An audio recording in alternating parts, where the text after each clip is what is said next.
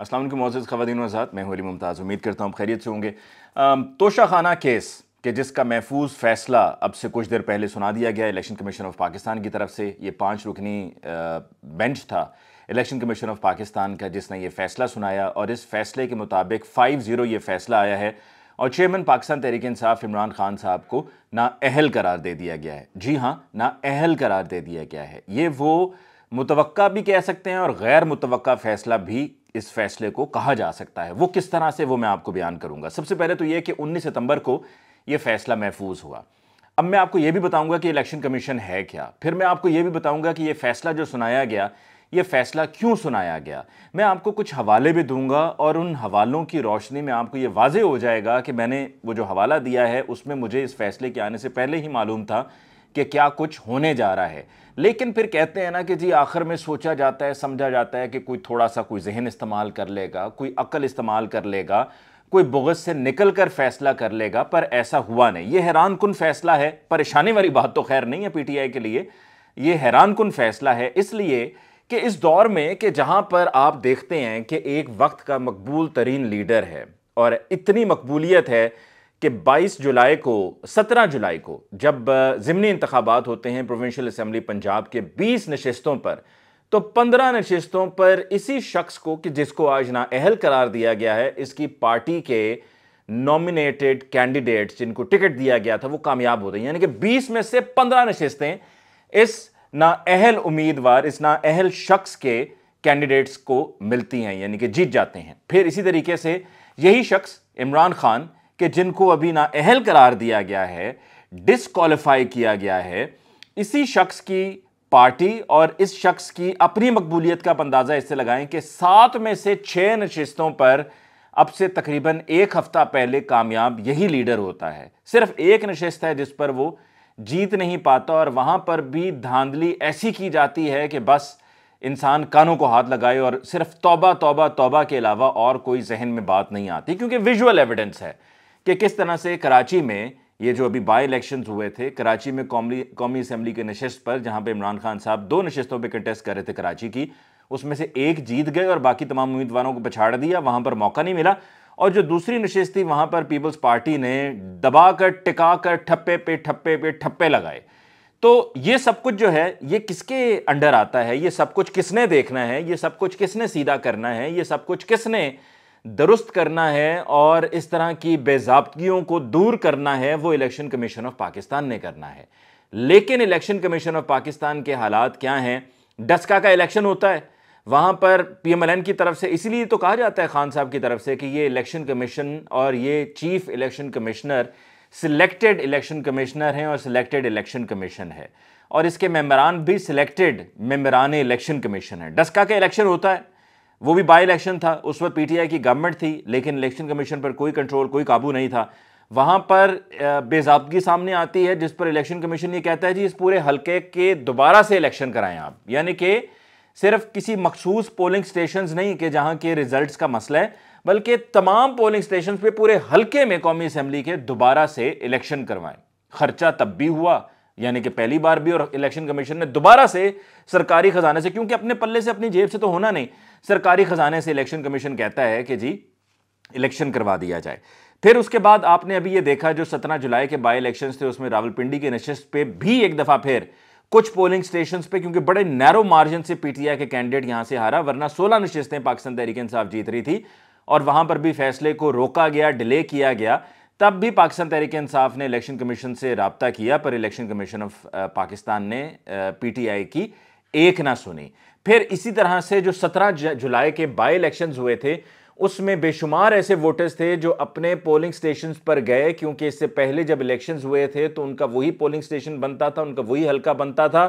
तो पता ये चला कि या तो आपका वोट अब इस हल्के में नहीं, या आपका पोलिंग स्टेशन अब उठा के कहीं दूर दराज भेज दिया गया है, क्योंकि उनको पता है कि यहां पर इन पोलिंग स्टेशंस पर पिछले इलेक्शंस में पीटीआई जीती थी, यानी कि यहां पर ज्यादा पीटीआई का जोर है, तो इन मखसूस पोलिंग स्टेशंस के जो वोटर्स हैं उनको दूर या तो फेंक दो या उनको हल्के से बाहर निकाल दो, और ये भी इलेक्शन कमीशन ऑफ पाकिस्तान ने किया। और अभी भी जब ये इलेक्शन हुआ तमाम ये, और हां इसमें ये जो अभी चुनी हुई सिलेक्टेड कौमी असेंबली की नशिस्तें थी जहां पर इलेक्शन हुआ, तो वहां पर भी ये मैंने आपको जैसे कि हवाला दिया कि कराची का जो हल्का था कौमी असम्बली का, जहाँ पे हकीम बलोच साहब फाते कामयाब करार पाए, वहाँ पर भी खान साहब, उनकी पार्टी की तरफ से इलेक्शन कमीशन से कहा गया है कि जी इसमें ये धांधली हुई है, लेकिन इलेक्शन कमीशन ऑफ पाकिस्तान ने नहीं सुना। और इलेक्शन कमीशन ऑफ पाकिस्तान की बदनीयती पर आप क्या कहें, उस पर अंदाज़ा क्या लगाना है? साफ खुली हुई किताब की तरह इलेक्शन कमीशन ऑफ पाकिस्तान की बदनीयती है या चीफ इलेक्शन कमिश्नर की बदनीयती है कि आप इससे अंदाज़ा लगा लीजिए कि अभी सिर्फ 8 ऐसी कौमी असम्बली की नशस्तें थीं जिन पर इंतखाबात करवाए गए, यानी कि पाकिस्तान तहरीक इंसाफ के जितने भी अरकान कौमी असम्बली थे, उन तमाम अरकान कौमी असम्बली के इस्तीफ़ों को मंजूर नहीं किया गया, बल्कि कुछ चुने चुनी नशस्तों पर जाकर उन्होंने इलेक्शन दोबारा करवाए, जहां पर उन्हें यह था कि अगर वहां पर पीडीएम के जो वोट्स हैं उनको कुल को मिलाया जाए तो कुल मिलाकर वहां पर पीडीएम के वोट ज्यादा थे, तो उन्होंने कहा जी इन हलकों में आप इलेक्शंस करवा दें, लेकिन वहां पर भी कामयाबी नहीं हुई। 3 प्रोविंशियल असेंबली की सीट्स थी, उनमें से 2 पीटीआई ने जीती, एक जो है वो पीएमएलएन ने जीती, और कौमी असेंबली की 8 नशिस्तों में से 6 नशिस्तें पाकिस्तान तहरीक इंसाफ ने जीती। तो ये वो रिजल्ट्स हैं जो खुद बोलते हैं, बताते हैं कि इमरान खान साहब की मकबूलियत अभी कहां पर पहुंची हुई है। और इलेक्शन कमीशन ऑफ पाकिस्तान ने जो ये फैसला सुनाया है, ये यकतरफा फैसला जो सुनाया है, वो इलेक्शन कमीशन ऑफ पाकिस्तान की जुरिस्डिक्शन में नहीं आता, यानी कि उनके हदूद से बाहर है, उनके इख्तियार से बाहर है, वो इस पर फैसला नहीं सुना सकते। अगर आप मेरी कल की ट्वीट से देख लें तो मैंने उसमें क्लियरली ये लिखा था कि इलेक्शन कमीशन ऑफ पाकिस्तान के ये इख्तियार से बाहर है कानूनी एतबार से। उन्होंने आइन के आर्टिकल 63 के तहत इमरान खान साहब को नाअहल करार दिया है कि उनके ये इख्तियार से बाहर है कि वो इमरान खान साहब को नाअहल करें। ये मामला अगर ऐसा कर दिया जाता है तो फौरी तौर पर हाई कोर्ट, सुप्रीम कोर्ट से रुजू किया जाएगा और वहाँ पर इस फैसले को कलअदम करार दे दिया जाएगा। और अब ये जब फैसला आया है तो उसके बाद पाकिस्तान तहरीक इंसाफ के वाइस चेयरमैन शाह महमूद कुरैशी साहब ने भी ये अनाउंस किया है, बल्कि असद उमर साहब ने भी अनाउंस किया है कि हम फौरी तौर पर इस्लामाबाद हाई कोर्ट जा रहे हैं, हमारी पिटिशन तैयार है और वहाँ पर इस फैसले को कलअदम करार दिया जाएगा। और फैसल वाउडा साहब का जो फैसला था, उनका खुद का भी ये कहना है कि मेरे फैसले में मुझे नाअहल इसलिए किया गया, और ये भोंडा फैसला फैसल वाउडा साहब के केस में भी इसलिए सुनाया गया कि ताकि इमरान खान साहब को नाअहल करने के लिए बुनियाद बनाई जा सके। अब मैं आपको ये भी बताऊंगा कि आखिर ये हो क्या रहा है। हो ये रहा है कि नवाज शरीफ साहब, मैंने काफ़ी अर्सा पहले ही अपने एक वीडियो लॉग में कह दिया था कि नवाज शरीफ साहब कहते हैं कि अगर इमरान खान अहल तो फिर मैं भी अहल, और अगर मैं ना अहल तो इमरान खान साहब भी ना अहल। अब ताज़ा तरीन इतलात के मुताबिक जो मुझ तक कल पहुंची वो यही हैं कि नवाज शरीफ साहब अहल होने के हक़ में नहीं है, यानी कि इरादा नहीं रखते या उनकी इसमें कोई रजामंदी नहीं है, वो इस तरह से ठीक हैं, राज़ी हैं। वो ये कहते हैं मुझे ना अहल रखना है, रखो, इमरान खान को भी ना अहल कर दो। और ये वो सारा मामला है जिस पर उनके साथ बड़ी डिस्कशंस भी हुई हैं और आखिर में फिर यही नतीजा निकला। और वो चाहते हैं कि मरीम नवाज़ साहिबा अमली सियासत में आ जाएं, कौमी असम्बली में चली जाएं, वज़ीर आज़म शहबाज शरीफ साहब के तौर पर वज़ीर शहबाज शरीफ साहब कंटिन्यू करें और मरीम नवाज़ साहिबा कोई फॉरेन मिनिस्टर बन जाएं, इस तरह की अहम मिनिस्ट्री अभी आर्जी तौर पर उनके पास आ जाए। और नवाज़ शरीफ साहब ख़ुद अहल होने के बजाय चाहते हैं कि इमरान खान साहब ना अहल हो जाए। और इसके अलावा भी कुछ अर्सा पहले मैंने ये कोट किया था कि नवाज़ शरीफ साहब ये कहते हैं कि जी लेवल प्लेइंग फील्ड, ये जिसका मैंने भी आपको हवाला दिया, वो उस पर ये लफ्ज़ लेवल प्लेइंग फील्ड का इस्तेमाल करते हैं। उसके अलावा साथ ही साथ मैं आपको ये भी बता दूँ कि आर्मी चीफ़ की एक्सटेंशन शहबाज शरीफ साहब देना चाह रहे हैं। शहबाज शरीफ साहब ने, ये मैं पहले भी बता चुका हूँ, एक दफ़ा फिर दोहरा रहा हूँ क्योंकि वक्त अब करीब है, तो ये मेरी पहले की कही हुई बात जो है, अगर आप पिछले वीडियो लॉग्स को देखें तो आपको वहाँ से सुनने को मिलेगी कि शहबाज शरीफ साहब ये कहते हैं कि हमने खाली कागज़ पे दस्तखत करके आर्मी चीफ़ को दे दिए हैं कि आप एक्सटेंशन लेना चाहते हैं तो आप एक्सटेंशन ले लें, आप अगर किसी और को आर्मी चीफ़ बनाना चाहते हैं तो आप वो भी कर सकते हैं, हमने आपको दस्तखत करके दे दिए हैं, इस पर आप जो मर्ज़ी छापते हैं। दूसरी तरफ नवाज शरीफ साहब जनरल कमर जावेद बाजवा साहब की एक्सटेंशन के हक़ में नहीं हैं। उनको बहुत कोशिश की गई है मनाने की,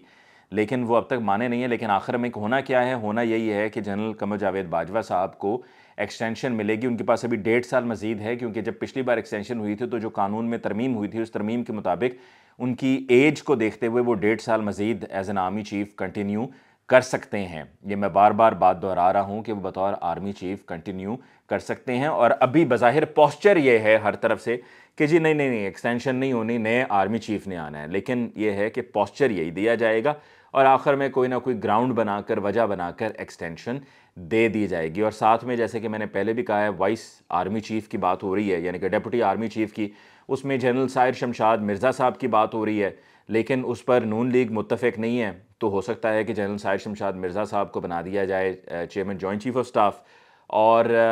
जनरल आसिम मुनीर को, जो अभी क्वार्टर मास्टर जनरल हैं, उनको डिप्टी आर्मी चीफ बना दिया जाए। और 1.5 साल की जब मुद्दत मुकम्मल हो जनरल कमर जावेद बाजवा की एक्सटेंशन की, तो फिर यही जो वाइस चीफ होंगे,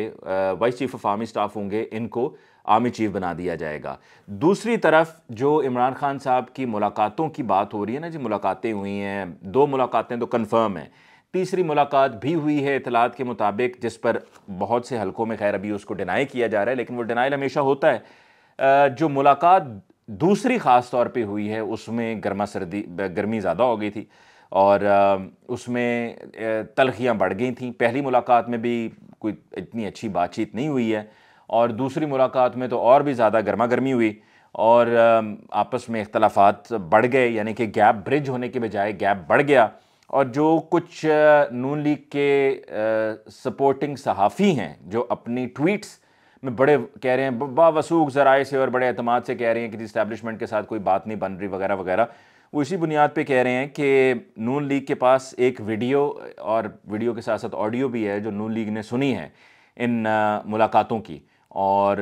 वो इसलिए सुनी गई हैं कि ये देख लीजिए कि कोई बात तय नहीं हुई है। तो वही फिर नून लीग ने आगे अपने उन हामी सहाफ़ियों को ये ख़बर दी है कि आप बिल्कुल ये खुलकर धड़ल्ले से बोलें, अपने प्रोग्राम्स में, अपनी ट्वीट्स में लिखें, अपने कॉलम्स में छापें, अपने वीडियो लॉग्स में भी अगर आप में से कोई बनाता है तो उसमें ये बात कहें कि जी आपस में अभी तक ताल्लुकात ठीक नहीं हुए हैं और तलखियाँ जारी हैं। और इमरान खान साहब को सियासत से बाहर करने की जो कोशिश की जा रही है, आप ये देखिए कि टाइमिंग क्या है, और वजह भी आपको अब साथ में समझ में आ रही होगी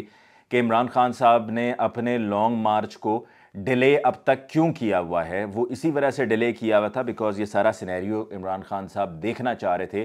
कि हो क्या रहा है, लेकिन हो यही रहा है कि एक मकबूल तरीन लीडर को नाअहल करके सिर्फ नवाज शरीफ साहब को राज़ी किया जा रहा है, उनको खुश किया जा रहा है। और ये जो पूरा रजीम चेंज है, ये इसकी समझ जाकर तभी आती है, या ये मुकम्मल तभी होता है कि जब इमरान खान साहब को सियासत से बाहर किया जाए, क्योंकि अगलों को ये समझ में आ चुका है कि अगर इमरान खान साहब को सियासत से बाहर ना किया गया तो इमरान खान साहब को हराना या उनको 2/3 मेजॉरिटी लेने से रोकना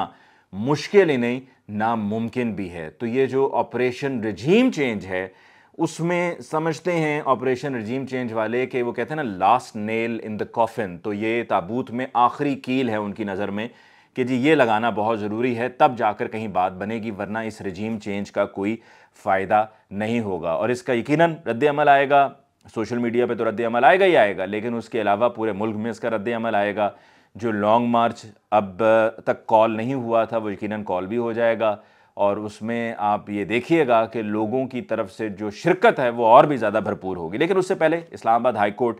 एंड देन सुप्रीम कोर्ट में इसको कलअदम करार दे दिया जाएगा, वहाँ से इसको स्ट्राइक आउट कर दिया जाएगा। और ये मैंने पहले अपनी ट्वीट्स में कहा भी है, एक दफ़ा फिर आखिर में कहूँगा, कानूनी एतबार से ये फ़ैसला इंतहाई भोंडा फ़ैसला है। कानूनी एतबार से तोशाखाना केस में जो 19 सितंबर को फैसला महफूज हुआ और आज सुनाया गया था, उसमें इलेक्शन कमीशन के ये इख्तियार से बाहर है ना अहल करार देना, और अगर ऐसा ये किया गया तो वो डेफिनेटली किसी और को राज़ी करने के लिए और उनको खुश करने के लिए और उनके साथ मामलात और ताल्लुकात को मज़ीद बेहतर करने के लिए और उनसे उनकी नाराज़गियों को ख़त्म करने के लिए, वो कहते हैं ना पिछले मेरे 5 साल का हिसाब कौन देगा, तो ये उनका जो शिकवा है, उस शिकवे को दूर करने के लिए ये सब किया जा रहा है। इसके साथ ही मुझे अली मुमताज़ को इस वीडियो लॉग से दीजिए इजाज़त। अल्लाह निगहबान।